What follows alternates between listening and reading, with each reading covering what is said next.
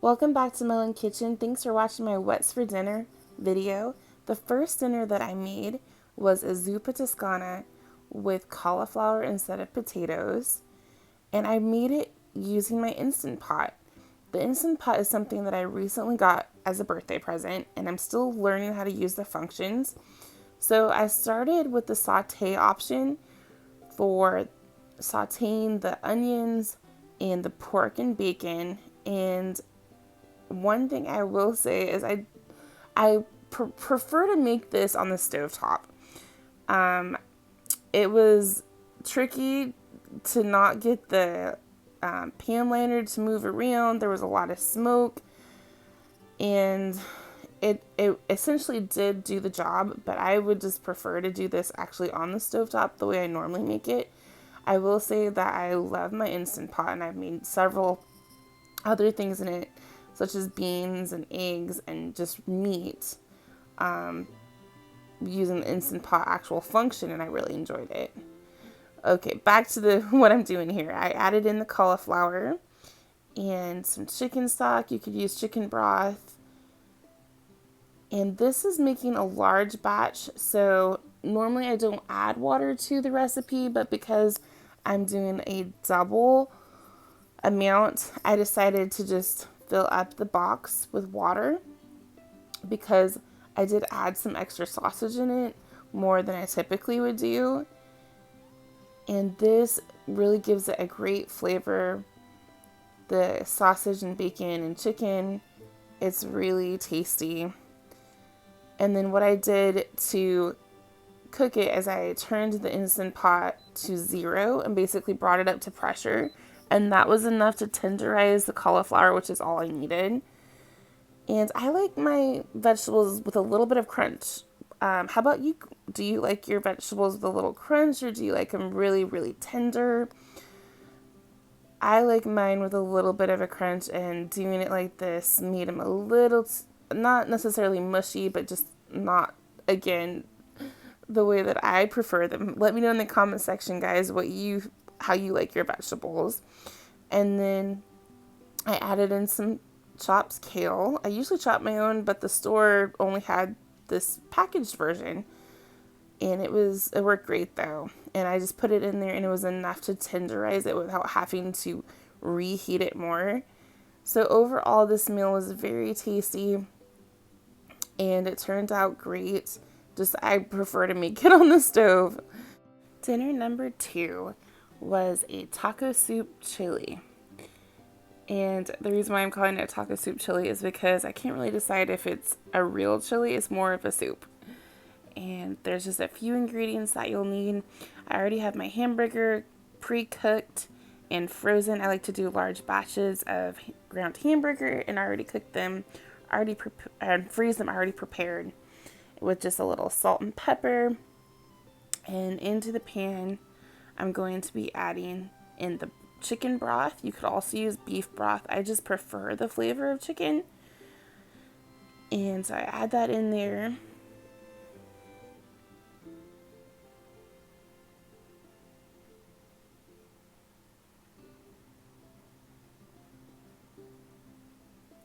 With some tomato sauce. I've also used like Rotel or diced tomatoes, but I like the texture of just more of a smooth soup-like consistency. So I just prefer to use just the tomato sauce. And then I added in a can of black beans drained from the can, and a can of corn also drained. You could use frozen corn as well.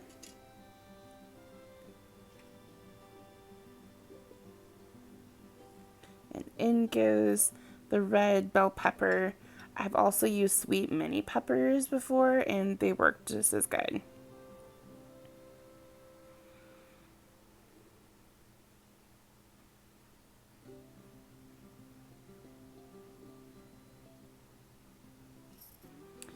Cumin, Lowry's garlic salt, and chili powder. And I always like to go under on the amount of seasoning that I use, just so that people have the chance to add in salt and pepper.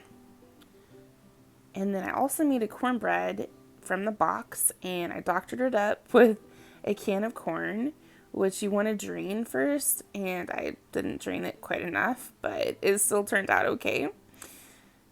I also add in green chilies sometimes, but I didn't have any, and just give those a quick stir in there.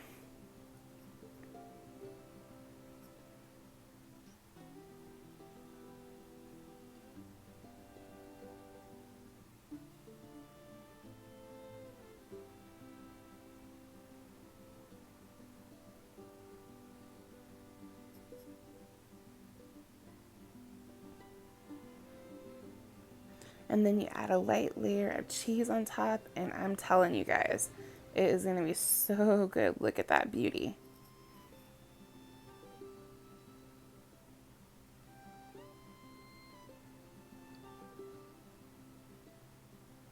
This also goes well with like the scoop Frito chips. The jalapeno ones especially are so good to dip it in there.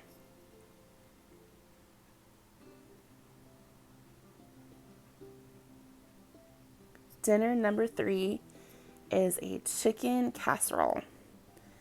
And it will remind you of Thanksgiving, a holiday meal. It is so yummy. Just mix together the cream of mushroom and cream of chicken with a little milk. And I will say I have tried it with just cream of chicken, and it's just not the same. You really want one of each to get the right flavor, in my opinion. Funny little note, I thought I had purchased chicken tenderloins, and I had gotten chicken breasts that are quite large, and I had not thawed them. And so I just decided to bake them like this, and it took so much extra time because they're such big pieces of meat. So I would not recommend doing that. I have made it with just chicken breast before, but they weren't this thick. So you want either tenderloin chicken or just thinner chicken breast, because otherwise it just takes so much longer in the oven. And then put the other half of the mixture on top. And Swiss cheese, I don't really like to eat Swiss cheese, but in this recipe it just adds something extra. And then you just sprinkle the stovetop on top, and you want the chicken flavor. And I also wouldn't recommend using the entire bag. I have used it because I didn't want to waste anything, and it is just, in my opinion, too much to put the entire bag on top of it. So I use almost all of it, but I wouldn't recommend using the entire bag. And then I just put some butter on top to help golden it.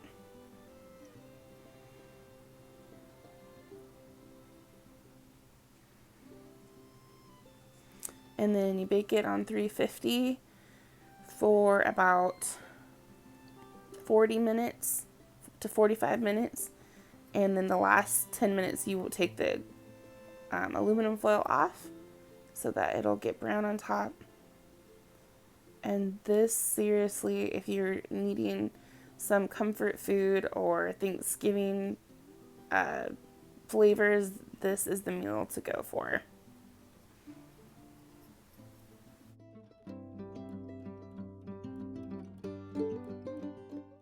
Dinner number 4 was a meatloaf dinner with some Brussels sprouts and cauliflower mash. Simple ingredients. Just throw it all in the bowl.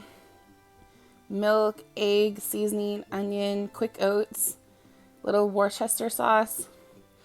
And then I ended up just mixing it with my hands.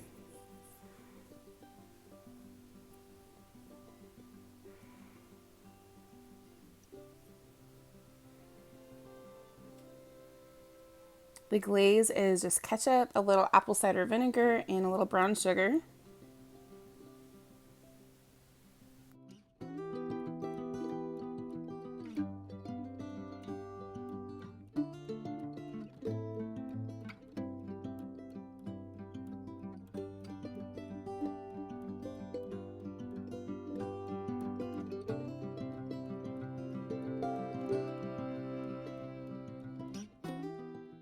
This organic cauliflower mash I purchased at Costco, and it is an alternative to mashed potatoes, so I was curious to see what it tasted like. And I went with the stove top cooking.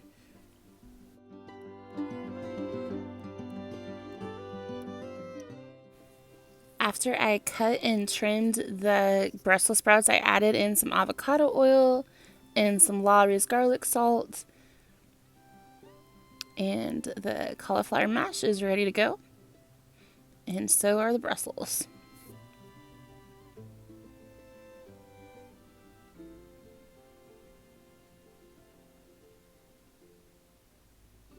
And this dinner turned out great. I will say that the cauliflower mash had a little bit of a citric acid flavor, probably from just being packaged. And I think I'll try to make my own, but I liked the texture. Thank you so much for watching my video today. If you liked it, be sure to give it a thumbs up and subscribe if you haven't already for grocery hauls, recipes, and food reviews. Also, be sure to follow us at Melon Kitchen on Instagram and melonkitchen.net for the blog for more recipes. Thanks, you guys.